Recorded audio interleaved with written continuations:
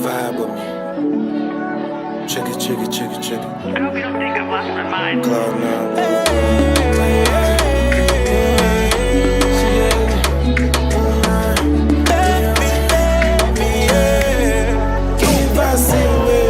I like her vibe, she like me too. I'm feeling her, she feel me too. My baby girl, my baby boo, one of a kind. What shall we do, my vanilla? Make I take you Zanzibar. Girl too sweet like sugar. Make I chop you like. Good afternoon and welcome to UNZA Radio 91.7 FM. My name is Phiri and I'm your host right here on Campus Chronicles. I am so excited to be back on radio. Oh my god, I miss you guys so very much. So today on Campus Chronicles, we have an incredible lineup for you. I have two amazing guests who the name is Mubanga, Choolwe, and Noel Simpemba. So welcome to UNZA Radio. Thank you, Lisa. Thank you for having us. How do you feel? It's amazing to be here, honestly. It's something that we've been looking forward to. So thank you for having us. All right. No, I believe you are a returning person, or rather a returning guest here on UNZA Radio. How do you feel to be here for the second time? For a minute, I thought you'd never have me back here. So knowing that I'm back, it means our last episode was good. And yeah, I'm excited about this segment. Yeah, you did well last time. So I was like, you know what? Let's bring him back. But this time it's different. This time, last time you were here, you were working for an association that was UNZA, right? Yes. Yeah, UNZA. Yeah, so this time it's different. This time you are coming as one of the co-founders of Varsity Magazine, together with your co-founder, Mr. Mubanga. Yeah. So, Mr. Mubanga, how does it feel to be on radio? Ideally, I cannot say much. It's an exciting experience, really. But I'm just glad to be here to put what we're working on out there. You know, this is just one of the many steps that has to be taken, I guess. So, really humbled to be here. All right, incredible. Okay, that's great. So the topic for today is technology, youth, and the future. What happens when you put technology, the youth, and you want to determine the future? That's what we're going to talk about today. But anyways, today we want to talk about Varsity Magazine. So Mubanga and Noel are both co-founders of Varsity Magazine. Now the question is, what is Varsity Magazine? What is it about? So would you care to inform us and educate us about Varsity Magazine? Definitely. Originally, Varsity Magazine was supposed to operate as a labor market information system. That was the main idea behind this organization, and as time went by, we noticed a few things. We noticed that students, for instance, when it comes to campus culture, student behavior, student engagement, there are certain things that we're interested in from which students were, alienated, so to say. And so we created this platform in order to make sure that students come up, on a central platform, number one, to create an ecosystem whereby students' voice will be heard and things like that. Yeah. All right. Okay. Noel? Okay, so even before I just step into the Varsity Magazine, I remember this. Remember the last time I was here, we were talking about student networking, and from that, you should understand that that's where this is being generated from, because oh really? We had to understand how we can network with different people, and we had this idea a while ago, but then we needed to understand and grow in just understanding things and how things work. So after finishing school, of course, we had to now say, okay, this idea has to be implemented, and we did that. And looking at Varsity Magazine, it's a platform that's going to really benefit a lot of students, and in general we look at youths, because we are trying to give a platform to students, youths, and this platform will be all about them voicing out their views. All right. We have a lot of things that happen in university. We have student unions, we have clubs, we have sports, we have all these things, but the voice of the students is not heard out there, outside the university. So we're trying now to say, look, you can be a student, but that doesn't mean you should be limited to the university itself. You can also voice your thoughts, ideas, and everything that you want out there in the corporate world as you're still a student. Okay. So that's what we're trying to do. So let me get this straight. This is a student-focused magazine, right? Yes, it is. But we are putting /youths because we know students from the University of Zambia, CB, UNILAS, SICAS, and others are the youths. Yes. True. So this is for all universities in the whole country, the whole Zambia, not just Lusaka. No. What's your target? What's your target market? Well, our targets are basically students, and so that spans for all the universities in Zambia, like you've said. Yeah. Okay. Even there, and the head of colleges, we were trying to tap into them also to make sure that whatever it is that they have to bring forward to the market is actually well represented and well acknowledged as well. So why do you think this platform, Varsity Magazine, that you're building is important for youth and students right now? Well, for a lot of reasons, right? I mean, ideally, like I said in my opening, this was supposed to operate, this at the core, it's actually a labor market information system. And that what that means is this: students find themselves in universities, right, at a very crucial stage in their lives. They do not exactly understand what is waiting for them afterwards, or how they should position themselves for what is coming afterwards, and they do not know what that means for their future. And so setting this up, we are trying to address that challenge, that disparity. So the students will have this labor market information system, so to say, that will ensure that they know how to position themselves out there. Number one, their talents are seen, their voices are heard, and many more. Yeah. So just to add on what Mr. Chilesa was saying, so you really need to understand that as upcoming students, for example, when you just start school, you apply, there's that mindset where you apply maybe because your mother told you should apply, or you apply because your best friend applied for a certain course. Then you go to the university itself, and then things get tough. Why do they get tough? It's because you do not really understand what's happening. And also, it's unfortunate that sometimes there's a sensitization of universities on how programs are and what people should study is not really vast, and that's people quite really don't. That's quite true. Exactly. I'll give an example just in a short time. When I was starting my first year, we started in 2021, and that was the time for COVID. We did not have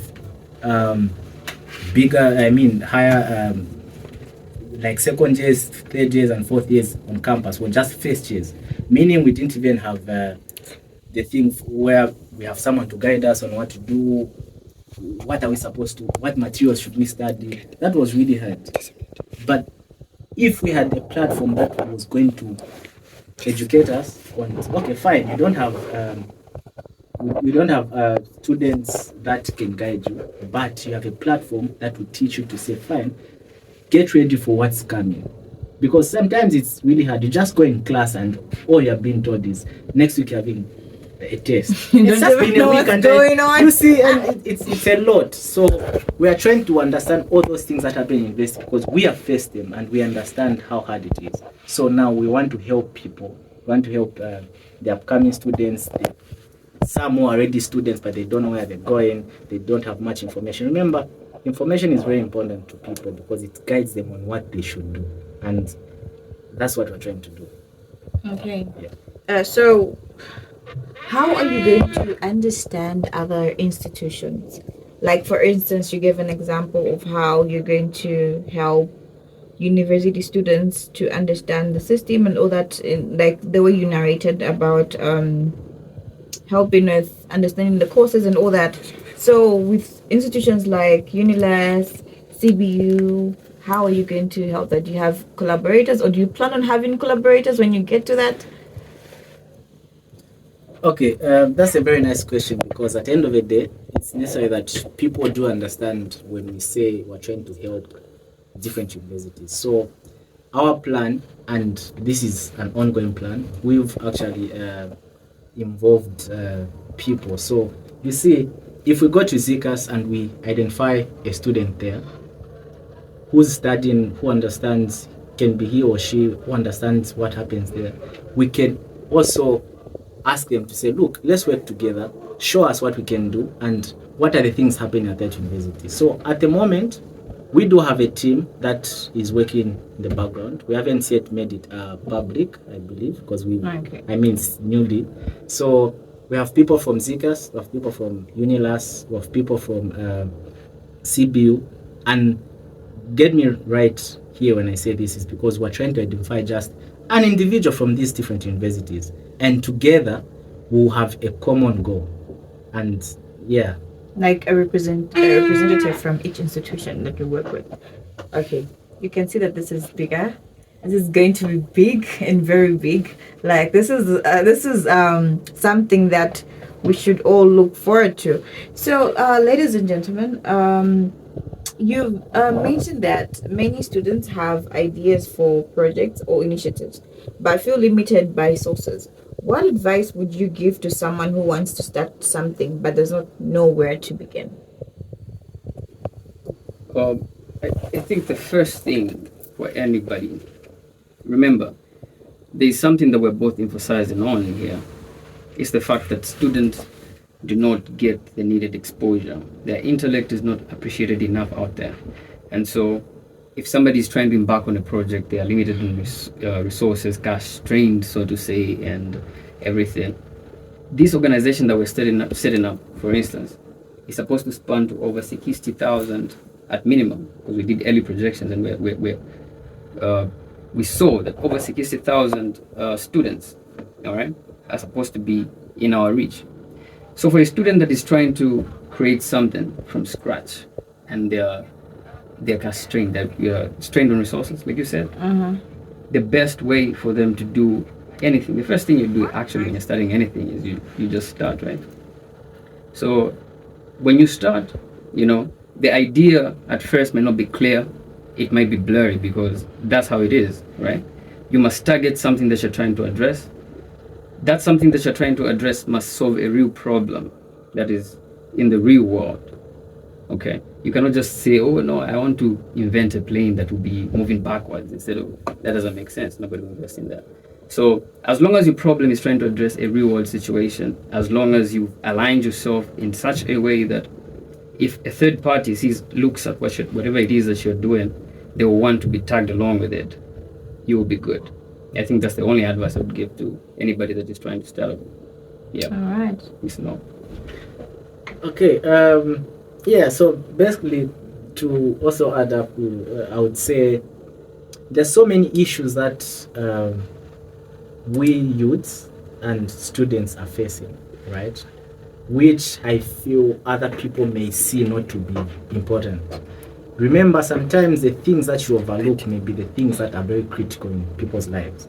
So we are trying to just bridge that gap that comes in when people do not really understand the information that's being communicated. Because I can tell you this, even in universities, there's so much miscommunication that happens in terms of media. People will just start, let's say they're starting their program, someone else starts engineering at the University of Zambia, and the first thing that they'll hear is that smart from there, and that's the notion. So it's a notion. It's also a myth at the end of the day, right?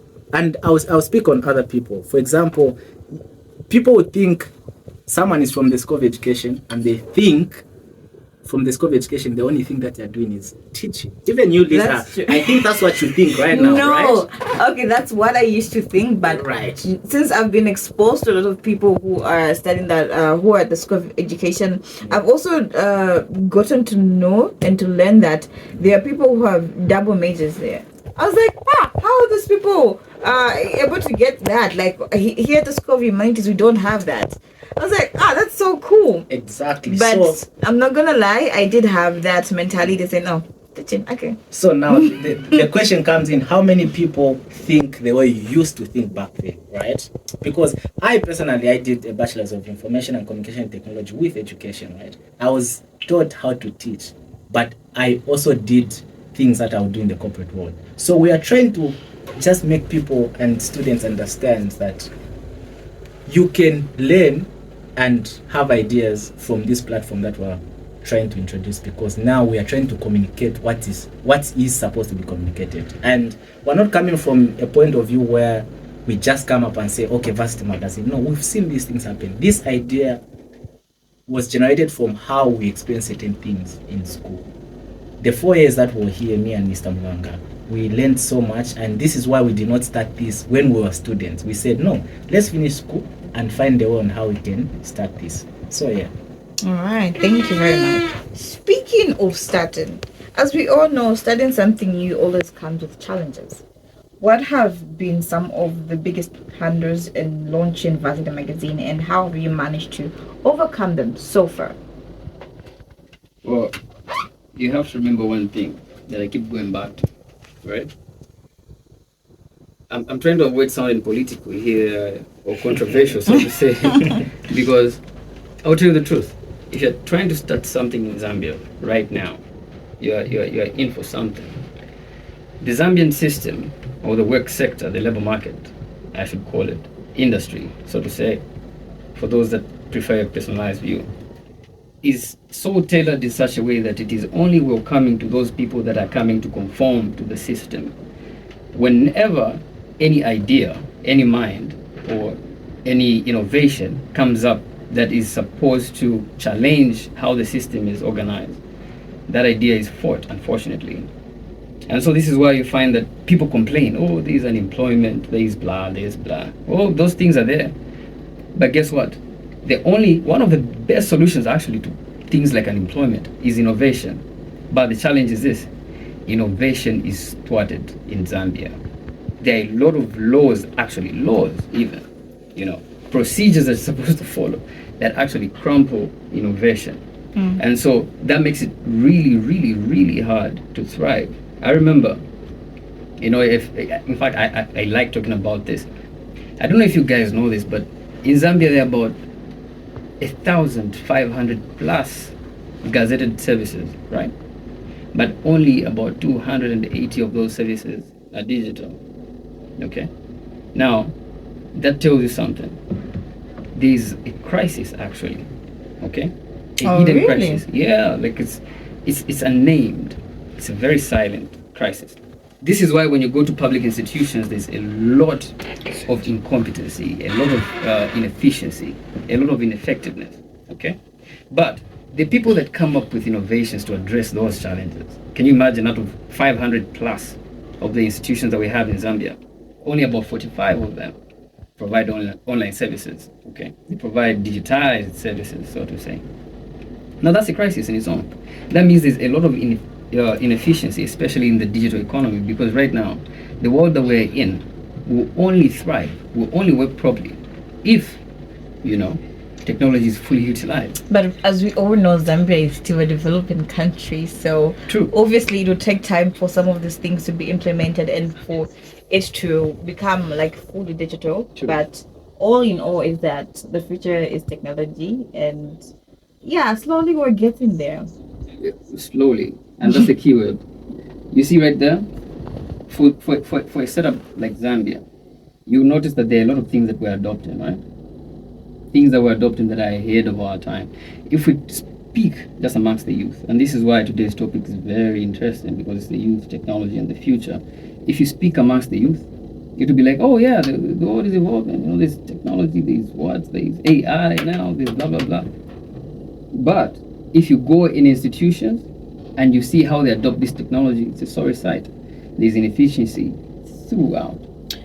Well, sorry to cut you short. Sure. When we come, I don't want us to dissect, so we're going to summarize this, right? Mm-hmm. When we come to that aspect that you're bringing on board, as we all know, most institutions are full of, let's say, millennials. Yeah, not Gen Z. Obviously, Gen Zs are more learned with and more familiar with technology and all that. Yeah. You can't expect them to. I know that they have to adapt, but it would take time for them to fully get to the speed at which the world is evolving and how technology is being implemented in our day-to-day lives. So obviously, there's going to be that. Yeah, Mr. Noel. Okay, so I'll start with this, right? And I think that's a very valid point that you brought up. But you need to understand that there's what we call a traditional way of doing things, and there's an electronic way of doing things, or rather the modernized way, right? So you need to know this. You don't have to be successful to start something, but you need to start something to be successful. And that's where we stand. We want to start from somewhere. Of course, it's going to come with a lot of criticisms, controversial issues, because remember, we're trying to be this organization that should be controlled by one person and say, hey, do this. We want to be the voice of the students. And remember, the students are the major youths. You can do statistics right now. If you add up UNZA, CBU, and all these universities, you find out that the most youths are at these universities. So we want to reach a point where people are aware of what's happening in the country. We are not denying the fact that there are other platforms that are providing this, but what differentiates us from them is that we are going to be a platform that looks at different things. For example, it could be democratic development. We want, when we are talking to students, from the launching of our varsity magazine, we will be having what we call the varsity expo, where we visit different universities to hear what they want to say. And you see, it's not about telling them what to do, it's about listening to them first. So let's listen. So we'll come at the University of Zambia, engage with them and say, let's hold this expo. Of course, it requires that we talk to the management, we talk to the unions and whatnot. Let's hear what they want to say. If you listen to someone, you realize that they have more things to say than you can tell them. So we'll be learning from what they say actually, right? So once they say, and then we put that in record, and now we say, okay, how best can we help them? Because we are trying to build a team that will be behind this, and this platform is going to be the best for them. I can already see it. Thank you. I can already see it. Okay, so on a personal note, how has technology opened doors for you in your studies, careers, or even the process of reading the new magazine? Yeah, how has it? To begin with, this is an interesting time we're living in, right? You can interact with technology like you're interacting with an intelligent being now. And for most students, what I realize is they interact with technology on a basic level, right? Like surface level. And so if you can ask ChatGPT to solve an assignment, you think that's a peak of technology. You know, technology is way more powerful than that nowadays. And that's quite interesting, right? So on a personal level, I can tell you this. Well, I remember back when I was doing school, lecturers would tell you, if you're using AI, I'll penalize you or something. They still do that. Whoa. For the record, it's still there. And that's very interesting because AI is here to stay. There's no way you're going to run away from it. Okay? And so people that are actually, catching up with the times, because she brought up an interesting point, most of the people that are here are either boomers or millennials, and so if they hear you're using artificial intelligence, it's like an abomination and whatnot. But guess what? Those things are here to make our lives easy. They're invented by us to make our lives easy. And that just tells you that the level of intelligence that is expected of human beings at this very point in time is not basic level intelligence. You're supposed to be sharper, you're supposed to be smarter. And so technology has made life easy for me in many ways. It has made me more efficient, more effective actually at that. Tasks that would take people months, I can do in a day. Well, I think you should share some tricks, off air. Yeah, yeah, definitely. Because Okay. if we say it on here, they might penalize you. Lecturers might be like, All right, over to you. Just to add on what Mr. Chivesa said, you see, I want to put something in people's minds. to the listeners, you need to know that problem is when you hear the word of AI, which is artificial intelligence, right? You think it's just ChatGPT or Gemini or whatever that it may be. Come on, guys. AI, even what we are doing right now, this technology that's happening right now, there's what we call frequency, whatever that's happening for people to hear what we're talking about. That's AI. It's technology, right? Yeah. So let's not focus on it being as ChatGPT or whatever machine thing that is generating ideas for us. We need to look at it as even WhatsApp, Facebook, all those come in because it's technology. So how best are these things helping us, right? We're able to do things that we can do in a week. We do them in 2 days or a day. But the most important thing that people need to understand is, let's not forget to critically think. Remember, the person inventing this technology had to sit down to critically think and come up with this idea. So why should we, the users, just use it without critically thinking? We are cleaning ourselves. So this means we have a role to play when we're deciding to use AI. So how has this helped me in my personal life? I didn't even know I was going to do ICT related stuff. I always wanted to be an electrical engineer because of my uncle, but yeah, God has a way to do different things. It has made me really understand that I can be proactive and I can do things very fast for people who think it will take a lot of time, right? I can communicate with people. I can do a remote job right now without being there, and I'm working here and I'll be paid for that. And this is the importance of having this AI. So honestly, without wasting much time, it's necessary to understand that it's up to the human brain, who then, because there's the human beings that decide, you need to decide if you want this to work for you positively or you want to make it negative for you. And for us as Varsity Magazine, we are going to use this technology to make sure that people know about us and they know the importance of this. We don't have to go to certain places to have a conversation with people. We can actually set up meetings with different people in different areas, and we see how we move from there. Yeah. You've actually answered my next question, so I don't know what to do now. Oh my God, I have a way of thinking of the future, just like AI. You literally just answered my next question. I was like, okay, he's answered this part, I'll ask this part. Then you finished. I'm like, oh my God, what am I gonna do now? It's covered, and everybody wants to work with students, so to say. They want to hear what students have to say, okay, because that's a voice that cannot be easily shut down. Nowadays they only use students for, they give you 100 kwacha, you go make noise somewhere, look for the t-shirt, and that's that. But yeah, it's everybody on the market, and I wish I could mention names right now, but we're still talking with some of these people and everything. But yeah. Okay. Basically, yeah. Is there any particular company or organization that you're eyeing for, or you'd like to collaborate in the future?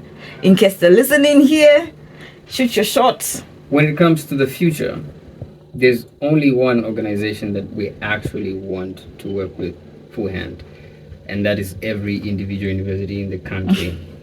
That's what matters the most, actually. When it comes to everybody else, we know there's other things that can be talked about and whatnot, but yeah, it's every university in the country.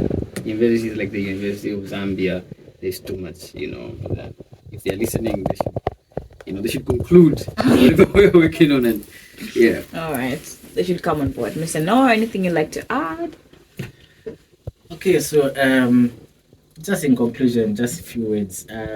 Looking at the main focus of today, which was technology, the youth, and the future.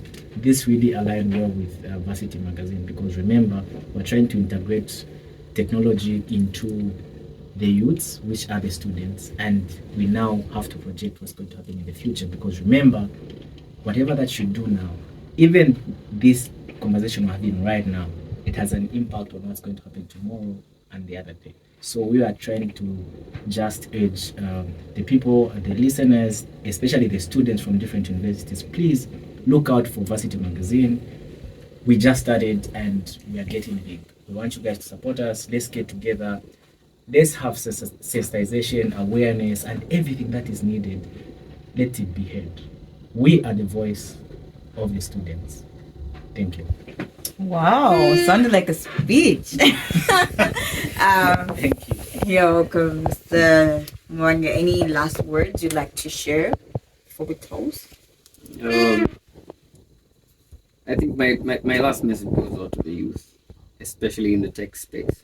You know, if we're going to emphasize about technology, we're going to emphasize that there's a huge market for the youth. You know, you mentioned something interesting. There are a lot of millennials and, let's say, boomers in these offices, but we won't call them that. But then the truth is this: there's a lot of market, there's a lot of opportunity. Like, the opportunity is big, but then the obstacle that you have to overcome as we embark on whatever you're embarking on is also quite vast. And to the youth, I'll say this: whatever it is that you're working on, especially for those in technology, I'm going to be a little biased, I'm sorry, but whatever skill that you have, whatever skill set that you are bringing out here, there's somebody that wants to see it, and it is actually needed. Okay? And so we want you to address these challenges that we're facing, especially in these institutions. And so, yeah, this is one thing that I think I'm passionate about right now: the fact that only about less than 10% of the services that we have in Zambia are digitized. And so we want the youth to spearhead this. Okay, government might be a little bit hasty and hazy when it comes to imploring and working with the youth on some of these projects, but eventually we'll win. We're bound to win. So yeah. All right, well said. We're bound to win. All right, ladies and gentlemen, this has been Campus Chronicles on UNZA Radio 91.7 FM. Make sure to tune in next week, same time, same place. Thank you so much, Mubanga and Noel, for coming through. Thank you. It's our pleasure. Thank you. All right, until next time.